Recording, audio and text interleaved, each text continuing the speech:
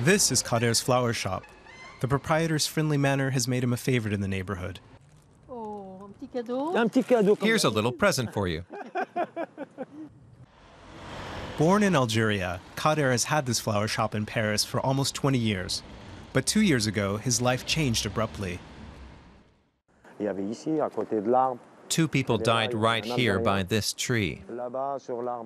A man from Algeria and a young American woman. She was only 20 or 22 years old. That was on November 13th, 2015, shortly before the attack on the Bataclan concert hall.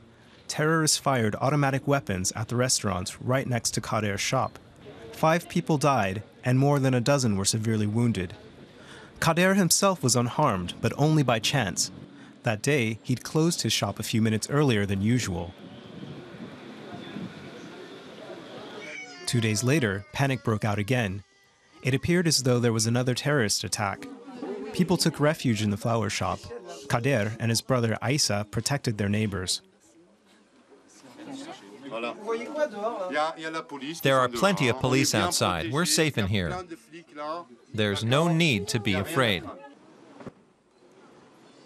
It turned out to be a false alarm, but the 2 brothers weren't able to get over the incidents.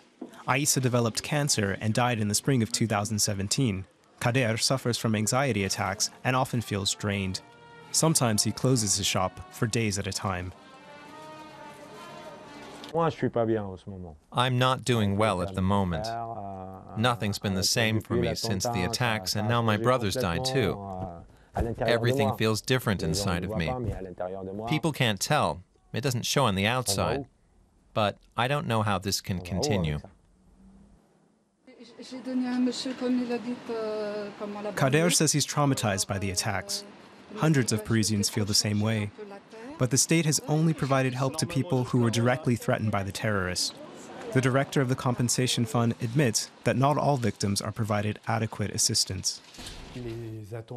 We weren't prepared for such severe terrorist attacks. That posed a tremendous challenge to the state. The compensation fund was not equipped to care for such a large number of victims. And the formalities were likely too complicated for those involved. Too complicated and too bureaucratic. Trauma specialist Carole Damiani says victims of terrorist attacks should be given psychological support immediately. Trauma is experienced not only by those directly affected, but also by people who arrive at the scene once the danger is over, like rescue teams. And today we know that the sooner people receive psychological help, the better their chances of overcoming the trauma to a degree. The later it's dealt with, the more difficult it is. A few days ago, someone in the neighborhood said she saw police officers arresting a man right in front of Kader's shop. The man had a Kalashnikov in his trunk.